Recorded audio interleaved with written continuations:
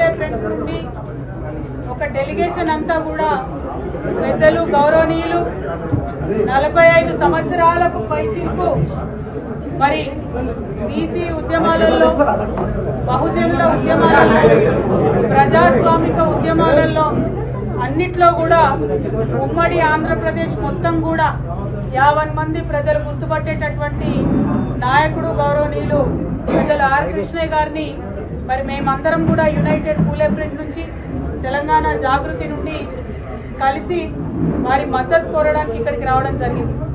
మీకు తెలుసు, గత 2 సంవత్సరాలుగా కూడా మరి కామారెడ్డి డిక్లరేషన్ ఏదైతే కాంగ్రెస్ ప్రభుత్వం ఇచ్చిందో దాన్ని అమలు చేయాలని చెప్పి మేము పెద్ద ఎత్తున పోరాటం చేస్తూ ఉన్నాం. అందులో ప్రధానమైనటువంటి అంశం 42% రిజర్వేషన్లు బీసీలకు ఇచ్చినాకనే లోకల్ బాడీకి వెళ్ళాలనేటటువంటి అంశం. ఆ అంశం మీద ప్రధానంగా పోరాటం చేయడం జరిగింది.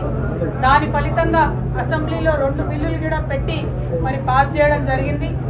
ఇవాళ అసెంబ్లీలో బిల్లులు పెట్టి పాస్ అయిన తర్వాత కాంగ్రెస్ పార్టీ రాజ్యాంగంలో ఉన్నటువంటి ఆర్టికల్ 243 క్లాస్ డి ప్రకారం గవర్నమెంట్ ఆర్డర్ అంటే జీవో ఇచ్చి 42% రిజర్వేషన్లు ఇచ్చి ఎన్నికలకు వెళ్ళేటటువంటి ఆస్కారం ఉన్నది.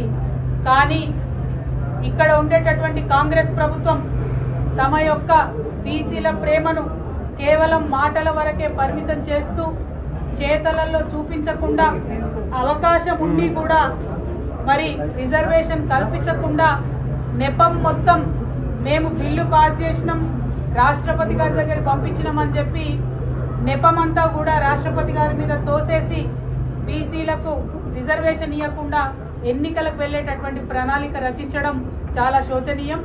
రేపు కేబినెట్ సమావేశం జరుగుతున్నది. ఆ కేబినెట్ సమావేశంలో లోకల్ బాడీ ఎన్నికలకు సంబంధించి మరి నోటిఫికేషన్ ఇస్తారని చెప్పి ప్రభుత్వం లీకులు ఇస్తున్నటువంటి సందర్భాన్ని చూస్తున్నాం. మరి అందుకోసమే పెద్దల కృష్ణయ్య గారిని కలిసి ఈ యొక్క ప్రజా వ్యతిరేక విధానాన్ని తప్పకుండా మనందరం కలిసికట్టుగా ఎదుర్కోవాల్సినటువంటి అవసరం ఉన్నది. రాష్ట్ర కేంద్ర ప్రభుత్వాల మీద ఒత్తిడి పెంచాలంటే ప్రజా ఉద్యమాలే దానికి మార్గంగా కనిపిస్తూ ఉన్నాయి. మరి రేల్ రోకో అనేటటువంటి నినాదంతో ఔరేక్ దక్కా బీసీ బిల్ పక్కా, దానికోసమే రైల్ రోకో చేయాలనేటటువంటి ఒక మార్గాన్ని ఎన్నుకొని పెద్దలు ఆర్ కృష్ణయ్య గారి మద్దతు కోరడానికి తెలంగాణ జాగృతి తరఫున నేను, యునైటెడ్ పూలే ఫ్రంట్ తరఫున కన్వీనర్ శివశంకర్ గారు మరి మొత్తం అన్ని డెలిగేషన్ గా కూడా అందరం కూడా వారి దగ్గరికి రావడం జరిగింది. మరి వారిని మేము రిక్వెస్ట్ చేస్తా ఉన్నాం, మీరు ఇన్ని సంవత్సరాలు ప్రజా ఉద్యమాలు నిర్మించడం వల్ల ఇప్పుడు ఏ పెద్ద నాయకుడిని చూసినా ఆర్ కృష్ణయ్య గారు ఉత్తరం ఇస్తేనే మేము హాస్టల్లో చేరి చదువుకున్నామని చెప్పేవాళ్ళు ఈ రాష్ట్రంలో, ఉమ్మడి రాష్ట్రాల్లో అనేక మంది నాయకులు ఉన్నారు. మరి అటువంటి నాయకులు ఉన్నటువంటి సందర్భంలో మీరు ఒక్క మాట చెప్పి ఈ ప్రజా ఉద్యమానికి మద్దతు ఇవ్వవలసిందిగా మిమ్మల్ని కోరడానికి ఇక్కడికి రావడం జరిగింది.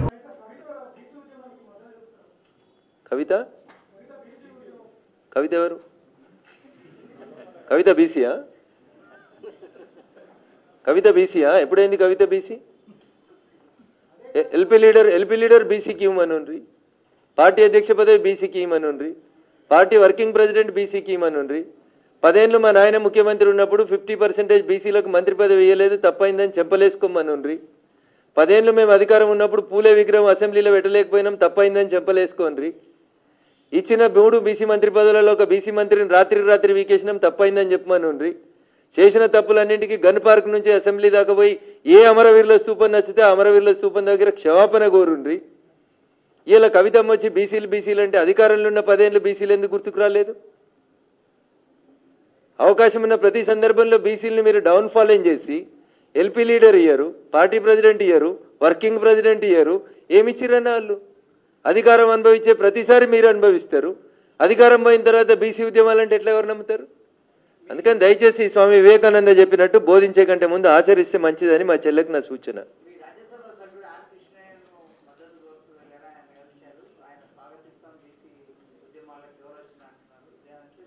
ఆర్ కృష్ణయ్య గారు ఎదిగిందే బీసీ ఉద్యమాలలోంచి వెళ్ళిండ్రు, బీసీ ఉద్యమాలలోంచి ఎదిగినరు.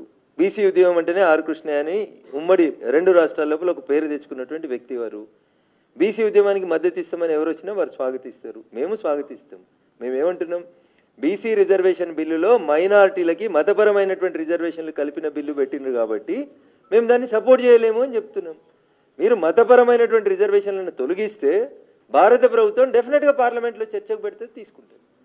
పార్లమెంట్లో చర్చకు పెట్టాలంటే కూడా మతపరమైనటువంటి రిజర్వేషన్స్ ఉంటే వాళ్ళ నాయకుడే పార్లమెంట్లో పుస్తకం పట్టుకొని వస్తాడన్న, ఎర్ర పుస్తకం, సేవ్ కాన్స్టిట్యూషన్ అని. ఆ కాన్స్టిట్యూషన్ వారు పట్టుకొచ్చే కాన్స్టిట్యూషనే మతపరమైన రిజర్వేషన్లు ఇవ్వద్దని చెప్పింది. అందుకని పెడతలేం మేము. అందులో రేవంత్ రెడ్డి గారు కరెక్టా, రాహుల్ గాంధీ గారు కరెక్టా? ఇద్దరు కూర్చొని, రాహుల్ గాంధీ గారి చేతులు ఉన్న రాజ్యాంగం కరెక్టా, రేవంత్ రెడ్డి గారి జేబులు ఉన్న రాజ్యాంగం కరెక్టా? ఇద్దరు ఆలోచించుకొని ఆ బిల్లు మీద ఏమైనా చర్చ పెడితే తప్పకుండా భారత ప్రభుత్వం ఆలోచన చేస్తుంది.